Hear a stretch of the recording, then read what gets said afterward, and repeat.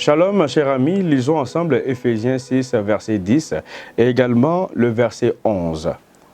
Au reste, fortifiez-vous dans le Seigneur et par sa force toute puissante, revêtez-vous de toutes les armes de Dieu afin de pouvoir tenir ferme.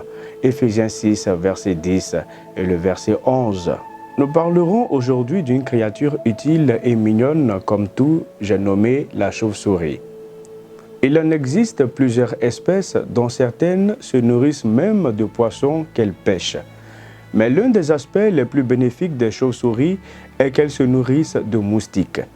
Une seule chauve-souris peut engloutir jusqu'à 600 moustiques en une seule nuit. Une autre caractéristique extraordinaire des chauves-souris, c'est leur système d'écholocation ou de sonar si vous préférez, qui leur permet, via les ultrasons qu'elles émettent, de se repérer et de percevoir tout objet ou animal, y compris un insecte, dans l'obscurité la plus complète et à pleine vitesse.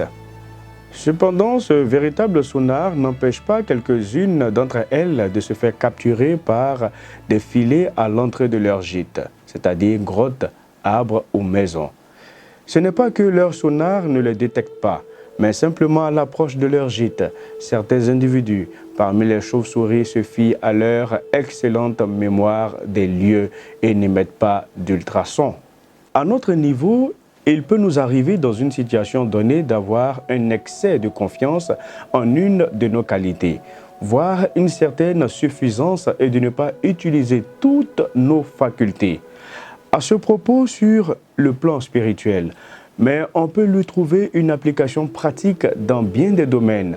Paul déclare dans sa lettre aux Éphésiens, chapitre 6, verset 13 et le verset 18, « C'est pourquoi prenez toutes les armes de Dieu, afin de pouvoir résister dans le mauvais jour et tenir ferme après avoir tout surmonté. » Tenez donc ferme, ayez à vos reins la vérité pour ceinture, revêtez la cuirasse de la justice, mettez pour chaussure à vos pieds le zèle que donne l'évangile de paix.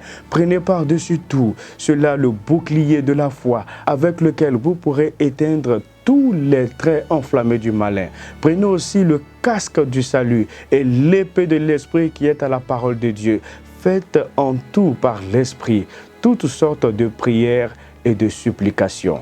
Alors, ne jouez pas au bad boy et ne commettez donc pas la même erreur que certains chiroptères.